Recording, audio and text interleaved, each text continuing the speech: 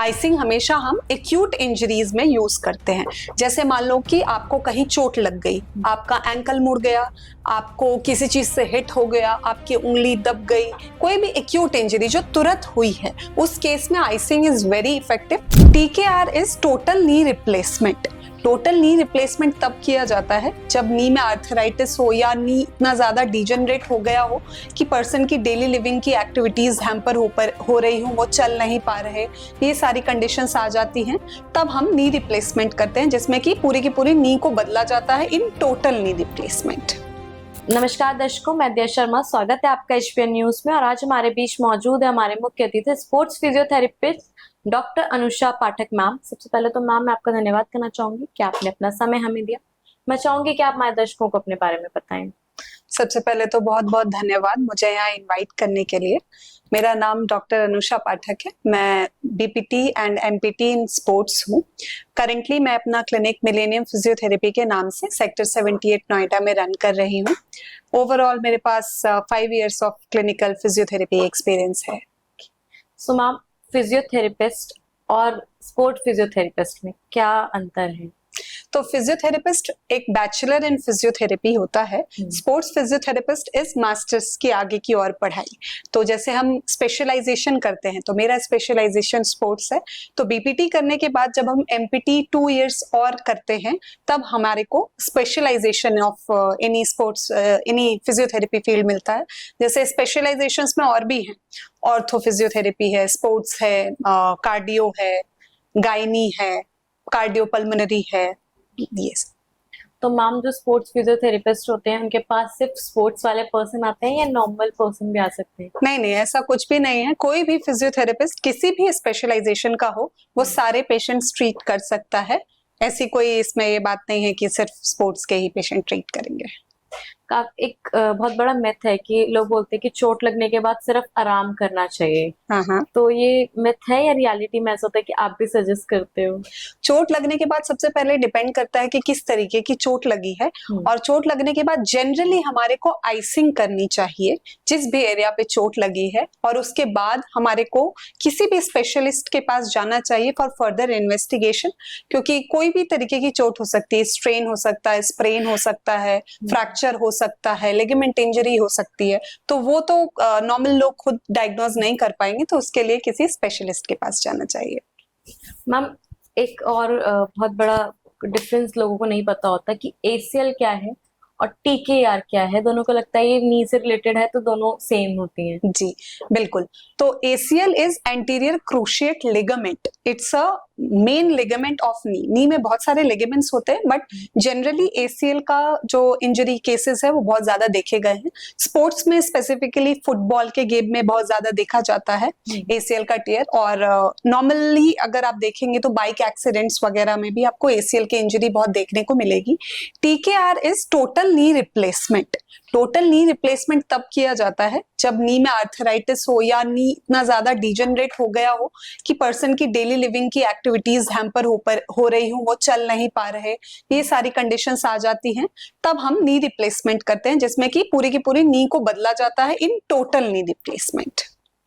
जैसे कितनी बार ऐसा होता है मैम, कोई प्लेयर है जो गेम खेल रहा है, लाइक फुटबॉल खेल रहा है और क्रिकेट खेल रहा है या बैडमिंटन खेल रहा है, तो उस टाइम पे उसे कौन कौन सी चोट लग सकती है जिसका वो ध्यान पहले से रखे, कैसा ना हो? जी, तो जैसा कि मैंने आपको बताया, फुटबॉल में सबसे कॉमन इंजरी होती है हमारी एसीएल की टियर। जो लिगामेंट है वो टियर हो जाता है।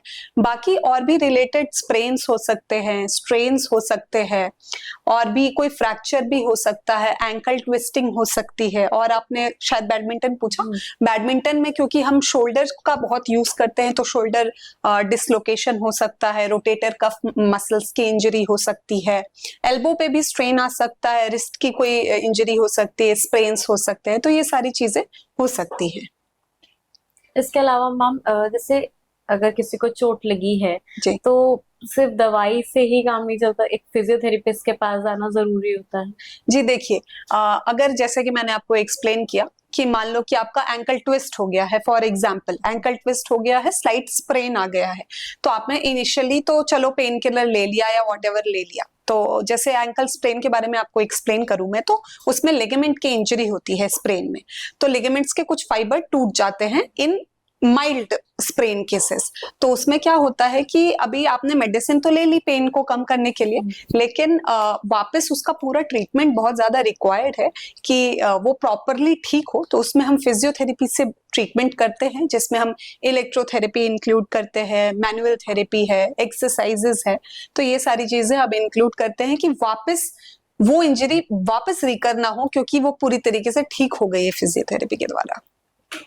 मैम इसके अलावा ये क्वेश्चन शायद सब कोई भी आपसे आके पूछता होगा कि आप फिजियोथेरेपी, जैसे आप स्पोर्ट फिजियोथेरेपिस्ट हैं, जी। तो क्या फिजियोथेरेपी में इतनी पावर होती है कि कोई प्लेयर अगर उसको किसी तरीके की इंजरी हुई है तो वो वापस से अपने जहाँ प्लेयर ग्राउंड है वहां पे जा सकता है? बिल्कुल होती है, बिल्कुल ये फिजियोथेरेपी में ताकत है। अगर आपने एक मूवी देखी हो सूरमा, जिसमें एक रियल लाइफ स्टोरी दिखाई गई है एथलीट की जिनका नाम संदीप सिंह है, तो उस मूवी को अगर आपने देखा होगा तो उनके गन शॉट की वजह से उनको पैरालिसिस हो गया था, जिसका कि फिजियोथेरेपी एंड रिहैबिलिटेशन के बाद ही could cope up with that and played again on the field. This is the greatest example I could give you, जो कि सब लोग रिलेट कर पाएंगे। इसके अलावा मैम क्या जैसे आजकल देखा जाता है कि लोग क्या करते हैं, किसी को इंजरी हुई है तो अब आजकल सोशल मीडिया का जमाना, तो उसमें काफी सारे हैक्स आते हैं, काफी सारे ऐसे रिकवरी की वायरल वीडियोस आती हैं, जैसे टेपिंग हो गया, जैसे आइस बात हो गया, ड्राई नीडल हो गया, टेपिंग हो गया, ये सारी चीजें हो गई। तो ये कितनी काम करती हैं इंजरीज पर? बिल्कुल शॉर्ट टर्म के लिए बहुत कारगर है ये सारी टेक्निक्स आपने जो बताया, आइस बात, टेपिंग, इवन हम स्पोर्ट्स फिजियोथेरेपी में बहुत यूज करते हैं। आपने प्लेयर्स को भी देखा होगा कि टेपिंग लगी हुई है किसी के शोल्डर, किसी के एल्बो, एंकल एरिया पे, तो वो इनिशियली बहुत अच्छा काम करती है, पर अगर हम उससे एक्सपेक्ट कर रहे हैं कि फुल रिकवरी हो जाएगी तो वो पॉसिबल नहीं है। इसके अलावा मैम जैसे आजकल एक और चीज है, जैसे अगर हमें गलती से कभी इंजरी हो जाती है, नॉर्मली जी। अगर हमारे को चोट लग गई है तो हम क्या करते हैं, या तो हम उस पर ठंडा आइस लगा लेते हैं, जी। या फिर हम अपने पैर को किसी गर्म पानी में डाल देते हैं। जी। तो ये कितना सेफ रहता है? ओके, तो this is the most asked question from my patients also. मतलब अगर 10 पेशेंट है तो 8 तो ये क्वेश्चन पूछ ही लेते हैं कि मैम हमें आइसिंग कब करनी चाहिए और हमें हीटिंग कब करनी चाहिए। तो मैं ये मिथ आज क्लियर कर ही देती हूँ। आइसिंग हमेशा हम एक्यूट इंजरीज में यूज करते हैं। जैसे मान लो कि आपको कहीं चोट लग गई, आपका एंकल मुड़ गया, आपको किसी चीज से हिट हो गया, आपकी उंगली दब गई, कोई भी एक्यूट इंजरी जो तुरंत हुई है, उस केस में आइसिंग इज वेरी इफेक्टिव। और इन केस ऑफ सोरनेस, जैसे मान लो कि आपने जिमिंग की, एक्सरसाइज की, कोई स्पोर्ट्स एक्टिविटी की, तो उसके बाद जो पेन होता है जिसको हम मसल सोरनेस बोलते हैं, उन केसेस में भी आइसिंग बहुत इफेक्टिव है। और हीटिंग हमें कब करनी चाहिए? जैसे कोई क्रॉनिक कंडीशन है, जैसे शोल्डर पेन है, बैक पेन है, नेक पेन है, जो कि बहुत पुराना है और दर्द हो रहा है, उसमें लगातार होता ही रहता है, तो उन केसेस में, क्रॉनिक कंडीशंस में हमको हीटिंग करनी चाहिए। And also prior to exercising, आपको एक्सरसाइज शुरू कर रहे हैं उससे पहले भी आपको हीटिंग करनी चाहिए कि मसल थोड़ी रिलैक्स हो जाएगी, एक्टिव हो जाएगी, तो एक्सरसाइज करने में ईज होगा। इसके अलावा मैम जैसे आप स्पोर्ट्स फिजियोथेरेपिस्ट है, तो जो आपके एथलीट्स होते हैं, जो बडिंग एथलीट्स होते हैं, तो आप उन्हें क्या एडवाइस देते हो, क्या सजेस्ट करते हो कि उन्हें अपनी लाइफस्टाइल को किस तरीके से बैलेंस करके रखना है, क्या क्या चेंजेस करने हैं? ओके, तो बडिंग एथलीट्स के लिए सबसे ज्यादा इंपॉर्टेंट है, क्योंकि वो बड़े यंग होते हैं, बहुत एंथुजियास्ट होते हैं, मोटिवेटेड होते हैं बहुत ज्यादा। तो कई बार क्या होता है, ट्रेनिंग की जगह ओवर ट्रेनिंग हो जाती है, तो उसके वजह से थोड़ी ओवर यूज इंजरीज या लैक ऑफ न्यूट्रिशन। कई बार क्या होता है कि हमने एथलीट्स में देखा है कि वो लगातार बहुत देर तक ट्रेनिंग करते रहते हैं, तो उस केस में उनकी लैक ऑफ स्लीप, उनका खाना कैसा है, ये सारी चीजें भी बहुत ध्यान देने वाली है, क्योंकि हमारे को हर चीज बैलेंस में करना है। डाइट भी अच्छी होनी चाहिए, ट्रेनिंग भी अच्छी होनी चाहिए, ओवर ट्रेनिंग नहीं होनी चाहिए, जितनी रिक्वायर्ड है उतनी होनी चाहिए, स्लीप प्रॉपर होनी चाहिए, and everything should be in balance. तो यही मैं सजेस्ट करना चाहूंगी जो भी बडिंग एथलीट्स हैं उनके लिए। इसके अलावा हम कितनी बार ऐसा होता है कि लोग अपनी स्ट्रेचिंग और वार्म अप को स्किप कर देते हैं, तो ये इम्पोर्टेंट है या नहीं?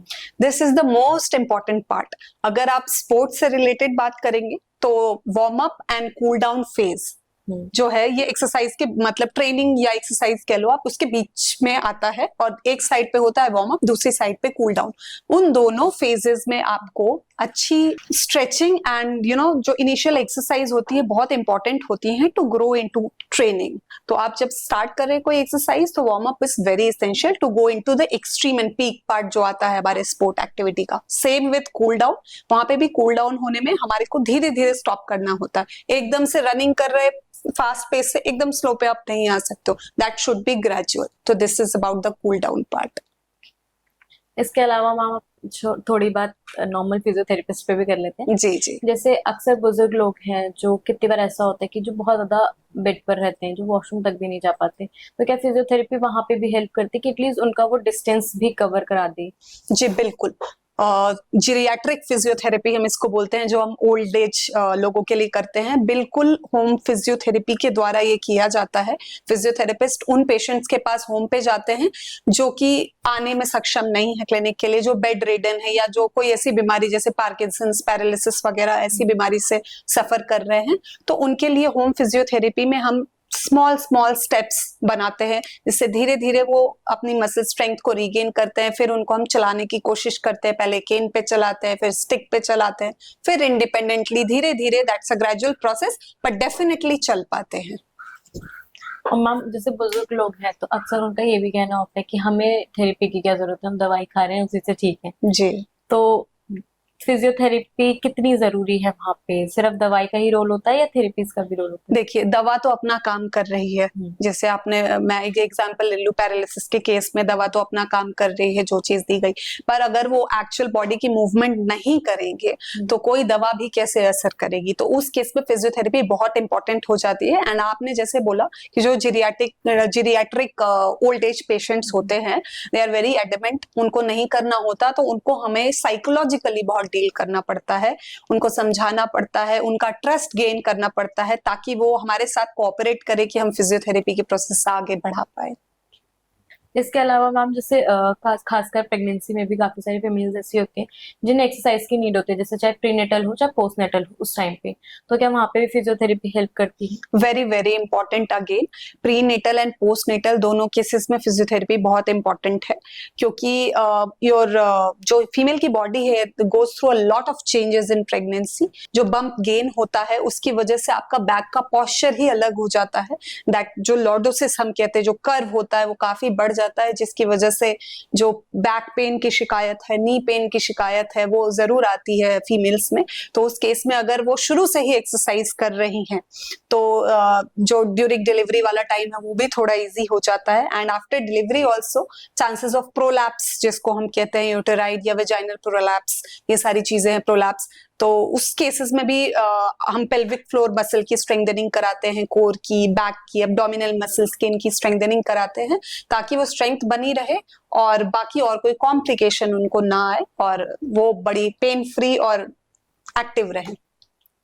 मैम कितनी बार तो ऐसे भी फीमेल्स आपके पास आते होंगे जो आपसे पूछते होंगे मैं फिजियोथेरेपी करवा तो रही हूँ बट क्या नॉर्मल डिलीवरी होगी? हाँ जी बिल्कुल, ये केसेस भी बहुत होते हैं, बट इसकी गारंटी कोई भी नहीं ले सकता कि नॉर्मल डिलीवरी होगी या सिजेरियन।